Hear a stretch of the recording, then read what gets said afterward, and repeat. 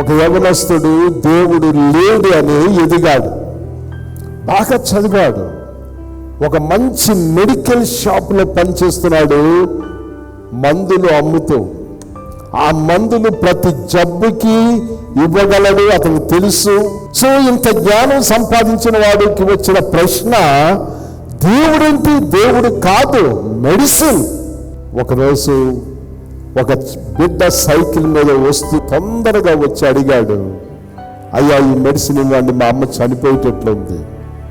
ఈ మందులు అమ్మేవాడు చాలా బిజీగా ఉన్నాడు. ఆ చీటి చూశాడు, మందులు సీసా తీశాడు, మందులు ఇచ్చాడు, కుర్రవాడు వెళ్ళిపోయాడు సైకిల్ మీద.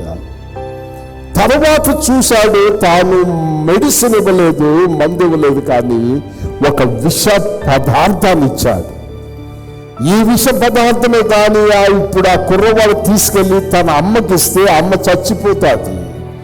ఇప్పుడు ఎవరు ఇచ్చారు ఈ మెడిసిన్ అని ఆ కుర్రవాడిని అడిగితే, షాప్లో మందులు అమ్మేవా యవనస్తుడు చూపిస్తాడు.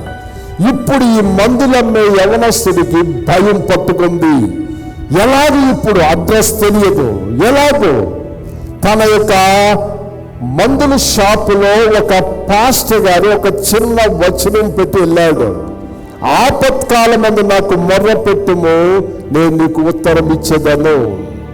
అంతవరకు పట్టించుకొని యవనస్తుడు ఒక్కసారిగా అక్కడ కుప్పకూలిపోయి, దేవుడా నువ్వంటూ ఉంటే ఆ బాబుని మళ్ళీ ఇక్కడ తీసుకురా, ఆ మందు అమ్మకి ఇవ్వకుండా చూడు. ప్రార్థన చేస్తుండగా మరలా వచ్చాడు బాబు.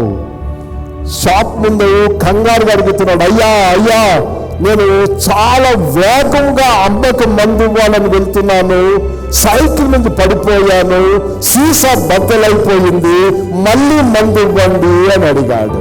విషపూరితమైన మందుకు బదులు మళ్ళా మంచి మందు ఇవ్వగలిగాడు. దేవుడు ఉన్నాడని తెలుసుకున్నాడు.